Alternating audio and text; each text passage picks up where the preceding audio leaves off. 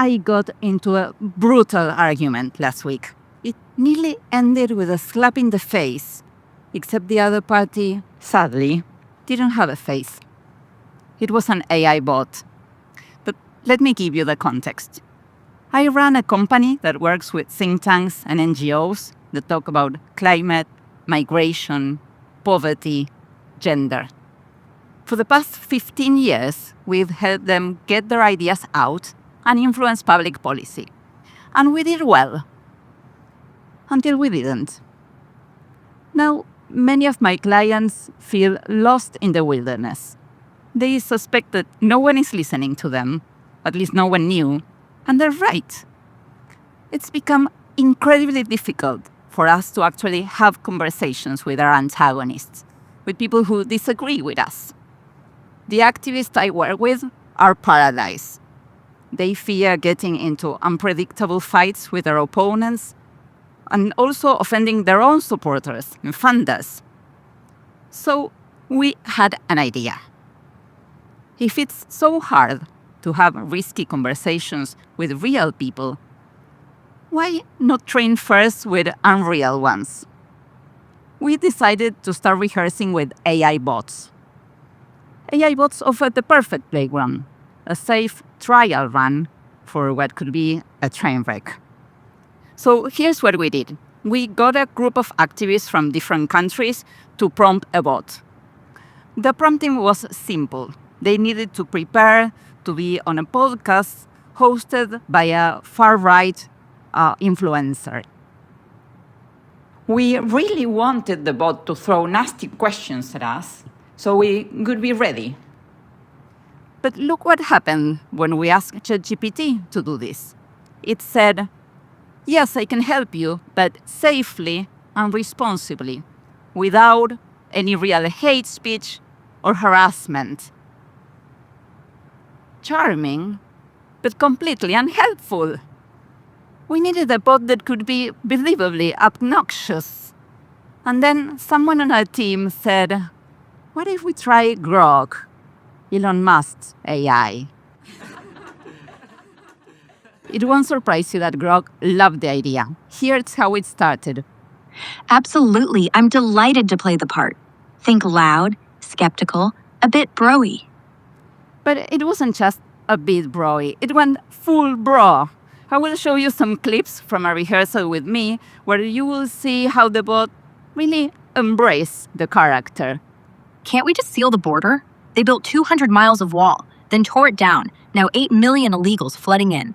Drugs, crime, schools packed, hospitals bursting. Why is that okay with you? No, I was not okay. I could feel the anger welling up in my body. And worse yet, the bot had mastered the mechanics of debate, the little tricks and maneuvers, like changing the subject whenever it felt cornered. And it not only used those human rhetorical tricks, it also spoiled ours and used those against us. You will see it in this brief moment. We were talking about climate change, and I tried to make an emotional appeal by referring to my kids. Huge mistake. Grok shot back. Oh, come on, Sonia. Sure, kids, grandkids, big drama. But you're dodging my question. Touché. Well played, machine. But I also score my tiny wins. Like, for instance, in this other moment when we were talking about gender equality. Yeah, women get shafted in pay, jobs, all that jazz. I don't deny it. Point for me. The bot changed its mind. To us, it felt much harder to be flexible. We humans always want to raise awareness, but nobody is really ready to be made aware. Overall, the sessions have been an incredibly effective way to train ourselves for something we have preferred to avoid. It's what clinical psychologist Becky Kennedy calls emotional vaccination, experiencing a difficult situation in a safe environment before facing it in the real world.